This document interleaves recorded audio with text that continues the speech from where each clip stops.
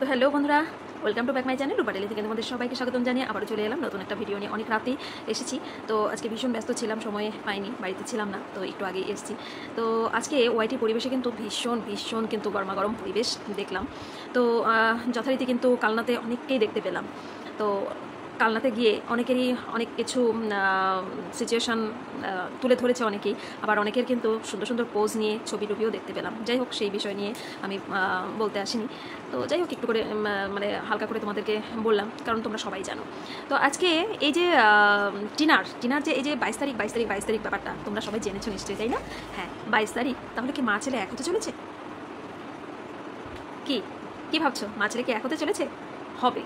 তবে 22 তারিখই হবে কি না সেটা তো এখনই বলা যাচ্ছে না। এটা তো মানে আমি চাইলাম আর হয়ে গেল, তা এরকম তো ব্যাপার না। আইনি পথে যখন সিচুয়েশানটা সমস্তটাই আইনি পথে হচ্ছে, হ্যাঁ, এমনই একটা সিচুয়েশান, তো আইনের মাধ্যমেই কিন্তু সব কিছু হবে। তবে হ্যাঁ, এটা কিন্তু ঠিক যে 22 তারিখ কিন্তু টিনার কিন্তু একটা কিন্তু কী বলবো, ডেট পড়েছে। 22 তারিখ কিছু তো একটা হতে চলেছে। তো সেই 22 তারিখে কিন্তু সঠিকভাবে জানা যাবে আরও অনেক কিছু। এমনিতেই অনেক কিছুই কিন্তু আমরা জেনে গেছি কি হতে চলেছে না হতে চলেছে।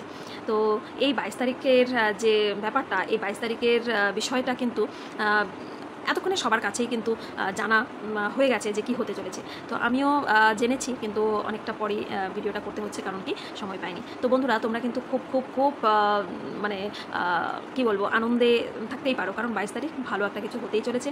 আর 22 তারিখের পরেই কিন্তু আমরা বুঝতে পারবো যে মা ছেলে মানে কত দিনের মধ্যে এক হতে চলেছে। তো যথারীতি জলনদীপ কিন্তু আজকে ভোট দিয়েছে। ভোট গণতান্ত্রিক অধিকার, হ্যাঁ। তো এই গণতান্ত্রিক অধিকার সত্যি জলনদীপ কিন্তু খুব সুন্দরভাবে পালন করলো। তো যথারীতি জলনদীপের বাড়িতে সমস্ত কিছু ফাইল টাইল দেখো জলনদীপের কাছে কিন্তু থাকে, জলনদীপ কিন্তু বললো। তো সেখানে গিয়ে ভোটের কার্ড খুঁজে পাচ্ছিল না, বাবা মার দুজনেরই, অবশেষে পেলো, ভোট দিতেও গেল। তো সবার ছুটি, সবার সেই দিনে তো বন্ধই থাকে বেশিরভাগ সব কিছুই। তো ছেলেকে নিয়ে যথারীতি কিন্তু ভোট টোট দিয়ে এসেছে, আবার ভালো মন্দ কিন্তু খাচ্ছেও।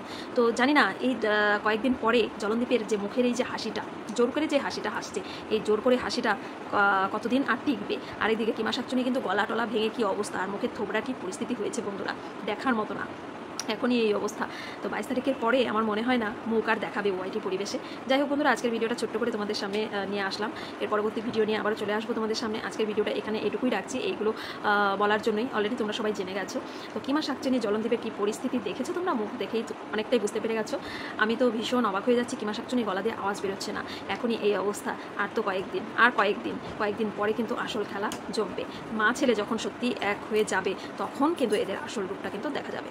তো চলো বন্ধুরা, আজকের মতন এখানেই শেষ করছি। পরবর্তী ভিডিও নিয়ে আবার চলে আসবো তোমাদের সামনে। ততক্ষণের জন্য আর 22 তারিখের জন্য সবাই অপেক্ষা করো।